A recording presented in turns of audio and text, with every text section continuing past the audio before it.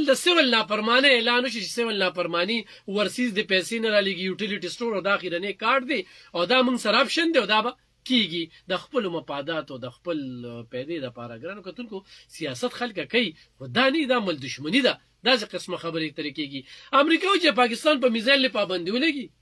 زمونږ د پاکستانیان خو هغه ورسیز دي بازي او په عمل دننه دي او ډېر زبردست کار وکړو پرې چې دا دغه دی دا د دوی حیثیت دی هلکه نو ستاسو حیثیت دی چې ته په دې ملک ژوند کې او خوري سکي د دې ملک ته دا خبره کې بل په نو مای باندې چې کومه واقعیت شی و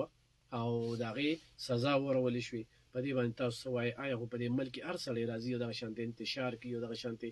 ملکی او سرکاري املاکو ته نقصان رسي نو آیا هغه سزا نه دی ورکول پکار په دې را تاسو خبره تر وکي السلام علیکم وعلیکم السلام علیکم تاسو څنګه خیر دې جناب سو کوم غره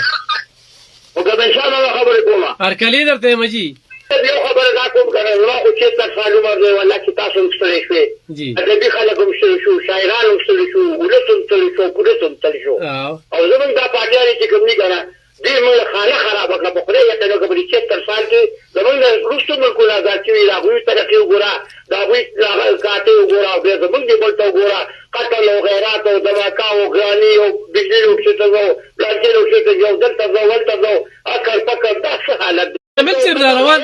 مزمل صاحب روان نسل چې دا په کوم انداز کې لګیا دی دا کومه خبره کې دا به مونږ اوس پیو کنه لکه سیول نافرمانی او کومه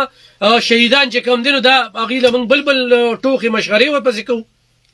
نه بکو دا به مونږ خو یو واخې یو مده ډېر څه پر کمې په خوده چې زما خو په چې پر سال کې دا خو له غوږ خپل لراغه دا به سکیږي دوه خطېما چې زه تاسو خبرو وارم دې ملک وارم زم د پاکستان چې دې دا اړ نه دی چې مخ زه دا وایم کنه چې دا پاکیانی ویلي دا د نواز شریف او دا بل دا چې بالکل جاګیردارانه ماحول جوړ دا دې بیخي ختم دي او نوې قاعدت دی راولي کله دې قوم خوخه او بس وجود کې وځي ملک برابر کې په ترکیب برابر او خونینو دې پوسټ دې پری دي داسې ما غړې کنه بیا کله دې کړه نو پاکستان زنده باد او پاکستان زنده باد راځي یو سره دې پکې ته خوري کنه دا دې نن څه ته خو په بل شي کنه بالکل دې بالکل صحیح ګلبات کتل راغلی ته په خوده پر رسول یو کا چې زمونږه بجلی تقریبا 18 جنټه دلته نه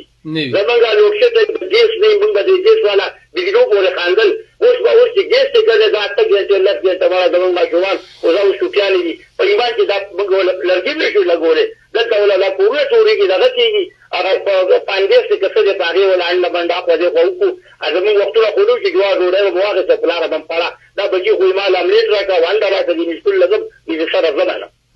بالکل ډېر زیات دا ستاسو پروګرام مقصد دا دی چې موږ ته د ادارې راولي خو هغه ورځ وکړي چې موږ کې د ادارې او چې موږ خمو پیژنو او موږ بده وکړي همدغه مطلب دی ډېر زیات الله دې کاده باندې پاتې او خله دې دې مطلب کا او الله دې ستاسو خلتي ستاسو قلم کې ستاسو لاس کې طاقت واچي چې د قوم او د یاد سره بدل کې ورته چوټي په لامه مسله نه دا د عجیب کار دی دا د سیاسي کار دی دا د قوم کار دی دا څه کار دی او دا قدم نه کړي قتل نه کړي چې پلار له بده جو کې دا خلک خطر پیږي او راځي په دا بوختو کې په دې کار کې خدای سم کو تاسو سم کو پاتې دې سم کو دا ټول مسلې سره تا ته بدا ګډېګانې او بیګانې بابا ځان دوه په شان دوانه کې یاره ان شاء الله ډېر مهرباني زه خوشالي د غواړم پروګرام باندې باقي اورم کار دی وګورئ بابا ګرانې او کله زه دا وایم چې وای زبور د لاس د هر قدم لاندې کېدم زبور د لاس د هر قدم لاندې کېدم کله چې علي خان شیر په زما په دربه خو ان شاء الله الله دې ته ژوندې لره ډېر مهرباني ډېر مننه هلو السلام علیکم وعلیکم السلام ورحمۃ اللہ وبرکاتہ جی جناب سو کم دی خیر دی جی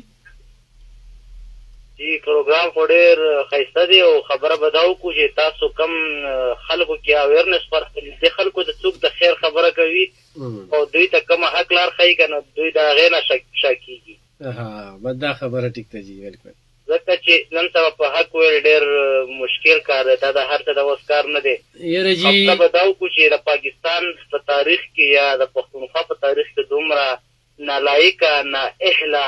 غیر جمهوری حکومت نه ولاغه لکه څنګه اوس د پی ټی آی راغلی دی ځکه چې پی ټی آی څو ګر به دې صوبه کې وایي میټروم درله جوړه کړه په پنجاب کې په 15 اربه جوړېږي دلته په 120 روپې چاو خوړلې دلته 190 میلیون پاونډ نه کرپشن کیږي هلته وایي چې غداران دي دلته په پښتونخوا کې یعنې په پاکستان په 2020 کې په 2018 کې په 20 نمبر په اکانومي کې عمران خان حکومت چې راغی ته ورسېدو 44 نمبر ته ورسېدو دا چا د وجې ده خو د دوی د وجې نه ملک خراب شوی دی د صوبه د دوی د وجې خرابه شوې ده 9 مې واقعیات وشول دا ستره په تاریخ کې په یو ملک هم داسې نه دی شوي دلته وشول د دوی نه چا پوښتنه وکړله 10 کاله سزا والله عدالت کې ختمه کړله ټول ورسره مل دي اشان دي دا عمران خان وګوره څومره یو کړلې